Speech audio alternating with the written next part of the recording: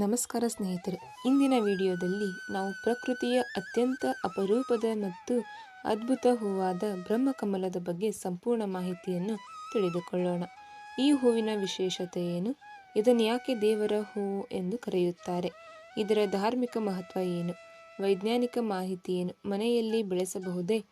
ಇದರ ಆರೈಕೆ ಹೇಗೆ? ಈ ಎಲ್ಲ ಪ್ರಶ್ನೆಗಳಿಗೆ ಉತ್ತರವನ್ನು ಈ ವಿಡಿಯೋದಲ್ಲಿ ತಿಳಿದುಕೊಳ್ಳೋಣ. ಆದ್ದರಿಂದ ವಿಡಿಯೋವನ್ನು ಕೊನೆಯವರೆಗೂ ತಪ್ಪದೆ ನೋಡಿ. ಬ್ರಹ್ಮಕಮಲ ಎಂದರೇನು? ಬ್ರಹ್ಮಕಮಲವು ಅತ್ಯಂತ ಅಪರೂಪವಾಗಿ ಅರಳುವ ಹೂವಾಗಿದೆ. ಸಾಮಾನ್ಯವಾಗಿ ಇದು ರಾತ್ರಿ ಸಮಯದಲ್ಲಿ ಅರಳಿ ಬೆಳಗ್ಗೆ ಮುದುಡಿಕೊಳ್ಳುತ್ತದೆ. ಇದರ ಸೌಂದರ್ಯ, ಸುಗಂಧ ಮತ್ತು ಅಪರೂಪದ ಸ್ವಭಾವದಿಂದಲೇ ಜನರು ಇದನ್ನು ದೈವಿಕ ಹೂ ಎಂದು ನಂಬುತ್ತಾರೆ. ಬ್ರಹ್ಮಕಮಲ ಎಂಬ ಹೆಸರು ಹೇಗೆ ಬಂತು?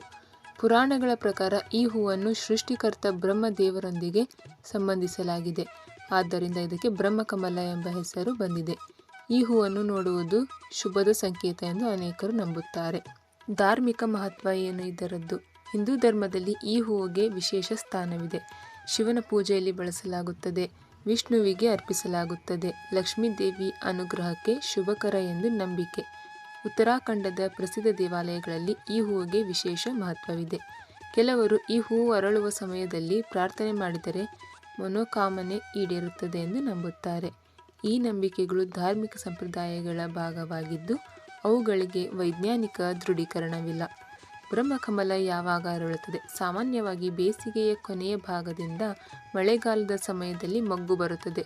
ರಾತ್ರಿ 8 ರಿಂದ 11 ಗಂಟೆ ನಡುವೆ ಅರಳಲು ಆರಂಭಿಸಿ ಮಧ್ಯರಾತ್ರಿಯ ವೇಳೆಗೆ ಸಂಪೂರ್ಣ ಅರಳುತ್ತದೆ. ಬೆಳಗಿನ ಜಾವ ನಿಧಾನವಾಗಿ ಮುದುಡಿಕೊಳ್ಳುತ್ತದೆ. ಆದ್ದರಿಂದ ಅನೇಕ ಜನರು ರಾತ್ರಿ ಜಾಗರಣೆ ಮಾಡಿ ಈ ಹೂವು ಅರಳುವುದನ್ನು ನೋಡಲು ಕಾಯುತ್ತಾರೆ. ಮನೆಯಲ್ಲಿ ಬೆಳೆಸಬಹುದೇ? ಹೌದು, ಜನರು ಸಾಮಾನ್ಯವಾಗಿ ಬೆಳೆಸುವ ಬ್ರಹ್ಮಕಮಲವನ್ನು ಕುಂಡದಲ್ಲಿಯೂ ಬೆಳೆಸಬಹುದು. ನೇರ ಬಿಸಿಲು ಬೇಡ, ಬೆಳಕು ಇರುವ ನೆರಳಿನ ಜಾಗ ಉತ್ತಮ. ನೀರು ನಿಲ್ಲದ ಮಣ್ಣು ಬಳಸಿ, ಅಗತ್ಯವಿದ್ದಾಗ ಮಾತ್ರ ನೀರು ಹಾಕಿ, ಉತ್ತಮ ಗಾಳಿಯಾಡಲು ಸ್ಥಳ ಇದ್ದಲ್ಲಿ ಇಡಿ. ಮತ್ತು ಇದನ್ನು ಹೇಗೆ ಆರೈಕೆ ಮಾಡಬೇಕೆಂದರೆ ತಿಂಗಳಿಗೆ 1 ಬಾರಿ ಸಾವಯವ ಗೊಬ್ಬರ ಹಾಕಬಹುದು.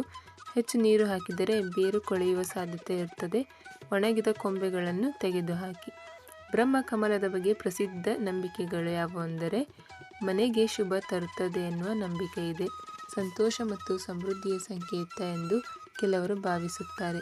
ಹೂ ಅರಳುವಾಗ ದೇವರ ಸ್ಮರಣೆ ಮಾಡಿದರೆ ಮನಸ್ಸಿಗೆ ಶಾಂತಿ ದೊರೆಯುತ್ತದೆ ಎಂದು ಹೇಳಲಾಗುತ್ತದೆ. ಇವು ಜನಪದ ಮತ್ತು ಧಾರ್ಮಿಕ ನಂಬಿಕೆಗಳಾಗಿದ್ದು ವೈಜ್ಞಾನಿಕವಾಗಿ ಸಾಬೀತಾಗಿಲ್ಲ.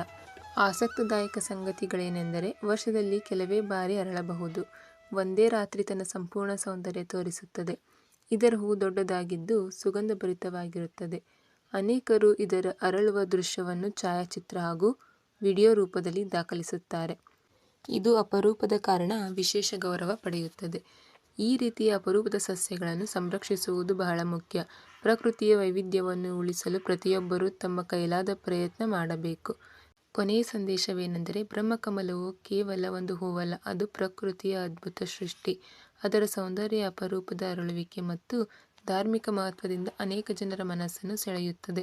ಆದರೆ ಇದರ ಬಗ್ಗೆ ಇರುವ ಧಾರ್ಮಿಕ ನಂಬಿಕೆಗಳನ್ನು ಗೌರವಿಸುವುದರ ಜೊತೆಗೆ ವೈಜ್ಞಾನಿಕ ಮಾಹಿತಿಯನ್ನು ತಿಳಿದುಕೊಳ್ಳುವುದು ಮುಖ್ಯ. ಈ ಮಾಹಿತಿ ನಿಮಗೆ ಇಷ್ಟವಾದರೆ ವಿಡಿಯೋಗೆ ಒಂದು ಲೈಕ್ ಮಾಡಿ, ನಿಮ್ಮ ಸ್ನೇಹಿತರೊಂದಿಗೆ ಹಂಚಿಕೊಳ್ಳಿ ಮತ್ತು ಇಂತಹ ಉಪಯುಕ್ತ ಮಾಹಿತಿಗಾಗಿ ನಮ್ಮ ಚಾನಲನ್ನು ಸಬ್ಸ್ಕ್ರೈಬ್ ಮಾಡಿ. ಮುಂದಿನ ವಿಡಿಯೋದಲ್ಲಿ ಮತ್ತೊಂದು ವಿಶೇಷ ವಿಷಯದೊಂದಿಗೆ ಭೇಟಿಯಾಗೋಣ. ಧನ್ಯವಾದಗಳು.